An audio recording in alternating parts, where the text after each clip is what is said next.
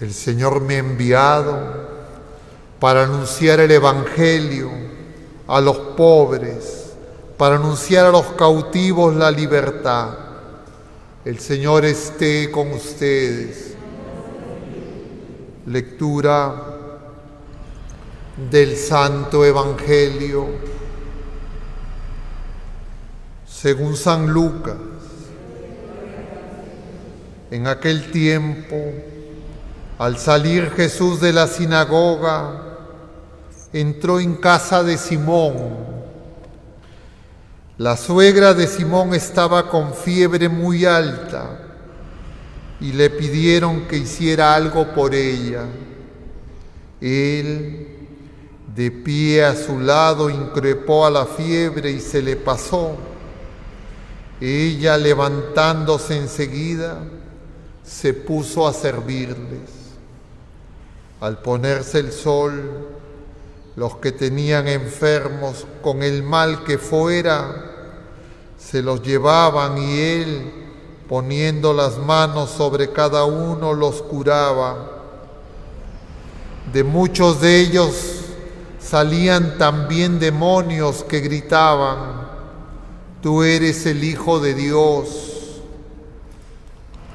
Los increpaba y no les dejaba hablar, porque sabían que él era el Hijo, que él era el Mesías, el Hijo de Dios.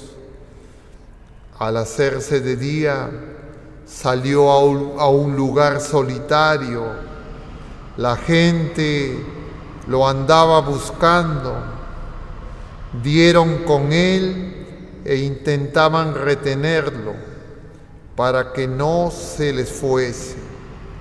Pero él les dijo: «También a los otros pueblos tengo que anunciarles el reino de Dios.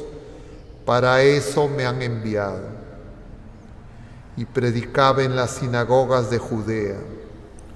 Palabra del Señor. Tomen asiento un momento, queridos hermanos. Esta semana 21ª del tiempo ordinario en la que nos encontramos, ya en miércoles, es una semana en la que hemos iniciado la lectura del Evangelio según San Lucas. Es decir, estamos en el último tramo del tiempo ordinario, en los días de semana. Eso se nos señala porque empezamos a ver el Evangelio según San Lucas. Les voy a repetir algo muy importante que uno tiene que tener presente. Lucas nos presenta con mayor, diríamos, realismo la humanidad de Jesucristo, que es Dios y hombre verdadero. ¿Cómo se traduce eso? Nos muestra los sentimientos de Jesucristo. Nos muestra al Señor llorando, nos muestra al Señor conmoviéndose, nos muestra al Señor incluso con algo de irritación. Eso es propio de San Lucas. Otra cosa que es propio de San Lucas es que muestra la participación de las mujeres. Destaca a las mujeres en la relación con Cristo. En los otros evangelios aparece también, pero no tan nítidamente resaltada como en San Lucas. Yo ahora conversaba con otras personas y efectivamente las mujeres tienen cosas muy específicas. Una de las cosas, su capacidad de comunicación. Juntas a dos mujeres y en 30 segundos se enteran de todo. Sorprende, claro, las mujeres no se dan cuenta, entre ellas no se dan cuenta que tienen eso. Pero claro, a mí me impresiona profundamente cuando veo que ya se saben todo. Eso, claro, ese aspecto no aparece tanto en San Lucas, pero nos muestra qué es lo específico de ese genio femenino que se va a traducir también en esa capacidad y dones específicos. Y claro, por eso San Lucas resalta tanto a María, pero también a las otras mujeres. Además, San Lucas nos presenta al Señor en oración. En varios pasajes va a decir San Lucas que Jesús estaba en oración. En el bautismo está en oración. Antes de elegir a los 12 está en oración. Jesús en oración.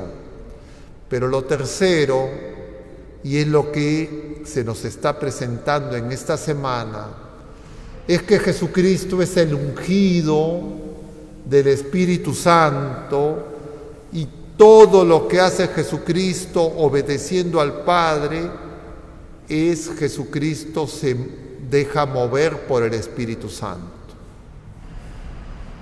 Entonces vemos a Jesucristo lleno del Espíritu Santo, movido por el Espíritu Santo. Y claro, uno podría creer equivocadamente que eso que presentan Marcos, Mateo y que estamos comentando de Lucas, bueno, son cosas interesantes que me sirven para diferenciar los evangelios. Gravísimo error. Esas son características propias de Jesucristo, dicho de otra manera, de cómo el Espíritu Santo obra también en nosotros. Porque Jesucristo, repito una vez más algo que hemos dicho muchas veces, nos revela a Jesucristo quién es Dios y quién es el ser humano.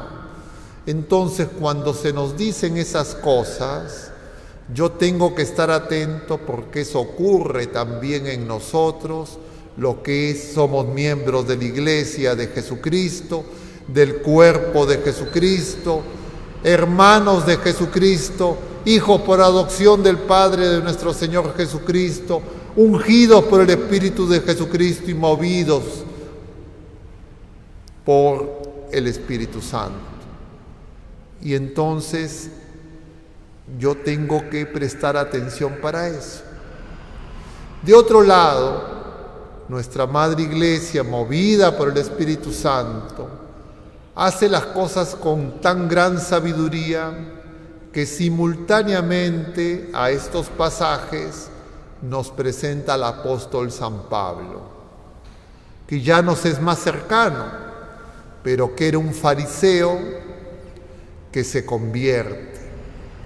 Y eso es importante porque nosotros, los bautizados, los clérigos, las personas de fe, las personas que venimos a misa, fácilmente nos contaminamos con la levadura de los fariseos y con la levadura de Herodes, como el Señor advierte a sus discípulos. Y entonces San Pablo nos sirve, nos ayuda, el Espíritu Santo a través de la acción de San Pablo para que nos demos cuenta qué conversión necesitamos. Y entonces estamos en simultáneo viendo cómo San Pablo se va convirtiendo. Y eso se nos está presentando en esta primera carta a los Corintios. Okay. Y entonces vamos ahora a lo que hoy se nos enseña. Y hoy lo que vemos en el Evangelio es que Jesús, luego de haber ido a Nazaret, donde la gente cree que lo conoce y lo ha rechazado, va a Cafarnaúm. En Cafarnaúm lo primero que va a hacer Jesús va a ir a la sinagoga y va a expulsar a un espíritu inmundo. Es decir, la lucha entre Jesús, movido por el Espíritu Santo, siempre va a chocar con el demonio. El demonio es el que mueve al mundo. Esa es otra manera de decir, siempre va a ir en contra del mundo. Y eso también le tiene que pasar a la Iglesia y también nos tiene que pasar a nosotros. Pero cuando nosotros, en lugar de ir contracorriente en el mundo, nos acomodamos al mundo, nosotros no crecemos como hijos de Dios. Y a nosotros nos pasa eso con mucha facilidad y no nos damos cuenta, porque nosotros queremos hacer, entre comillas, una mezcolanza de querer seguir a Jesucristo y simultáneamente mundanizarnos, quedar bien con el mundo. Y yo tengo que aprender a reconocer que las cosas que ocurren en mi día a día es para desmundanizarme, porque estoy mundanizado. Por ejemplo, si yo ando pendiente de las cosas de este mundo, que la gente me quita, que la gente, y estoy pensando que lo valioso que tengo son las cosas de este mundo, yo me voy a afligir. Y ya no me va a mover el Espíritu Santo, sino me va a mover el espíritu del mundo, me va a dar cólera, me va a dar ira. Yo tengo que dejar que me mueva el Señor. Entonces yo tengo que saber que el Señor me ha ungido, que el Padre envió a Jesucristo y Jesucristo nos ha enviado a nosotros los bautizados. Y que nosotros, si estamos con Cristo, movidos por el Espíritu Santo, nada nos puede pasar. El mundo no nos puede hacer nada. Me pueden molestar, me pueden quitar la paciencia, me pueden quitar cosas de este mundo. Pero todo eso, en lugar de dañarme, si yo estoy con Cristo, voy a crecer. Entonces me tengo que dejar de tonterías, porque cuando ocurren esas cosas es para desmundanizarme. Y yo tengo que decir, Señor, qué duro es que me desmundanices. Cómo me duele dejar las cosas de este mundo, porque estoy muy apegado a las cosas de este mundo. Qué difícil es dejar que tú muevas mi vida. Y eso nos pasa a todos los seres humanos, que hemos recibido el don de la fe y el don de la vida nueva en el bautismo, que luego tenemos que crecer en la Eucaristía, tenemos que crecer en el sacramento de la confirmación y en los sacramentos de servicio, que son el matrimonio y el sacramento del orden. Y entonces eso es lo que en esta etapa del tiempo ordinario que estamos empezando, el Señor quiere mostrarnos. Y nosotros tenemos que decir, Señor, qué bueno eres, porque cuánto necesitamos esa enseñanza. Y vemos entonces a Jesús en acción. Por eso el demonio en la sinagoga le va a decir, sabemos que tú quién eres, tú eres el Hijo de Dios. Jesús les dice, cállate. Eso ocurre dentro de nosotros. Dentro de nosotros, el mundo, el demonio que actúa a través del mundo, va a querer que las cosas de Dios nos parezcan muy pobres, muy insignificantes, y que amemos más las cosas del mundo. ¿Qué tenemos que hacer? Callar a esas voces, a esos temores, a esas preocupaciones, y decirle, cállate, porque si yo las empiezo a escuchar y empiezo a pensar y a darle vueltas a esas ideas, eso me va a enfermar. Me va a subir la fiebre. Eso de alguna manera está representada en la suegra de Pedro. Y entonces, ¿qué hace el Señor? Se acerca, me toca y me quita esa fiebre que me impide amar, es decir, servir. Y luego dice además que le traían al Señor a todas las personas. Y el Señor a todos los que les traían los curaba, y de muchos salían espíritus inmundos. Y escuchen la palabra inmundos, es decir, el mundo, llenos del mundo. No significa que están todos poseídos por el demonio, sino llenos del mundo. Esa es la palabra inmundo. Cuando uno le dice a una persona que está sucia, qué inmundo que estás, ¿no han escuchado esa palabra? Y eso lo que significa es, yo estoy lleno de las cosas del mundo. ¿Y qué cosas son las cosas del mundo? Las cosas pasajeras. Empezando por qué? Bienes materiales, dinero, etcétera, que son necesarios, porque nosotros tenemos necesidades materiales, necesidades temporales, alimento, vestido, salud, vivienda, cuántas cosas. Pero una cosa es que yo necesite cosas y otra cosa es que las cosas se adueñen de mí y que me hagan que me desespere. Porque nosotros somos de Dios, estamos ungidos por Cristo, estamos en el mundo, pero no somos del mundo. Y entonces por eso San Pablo a estar inmundo le llama ser carnal.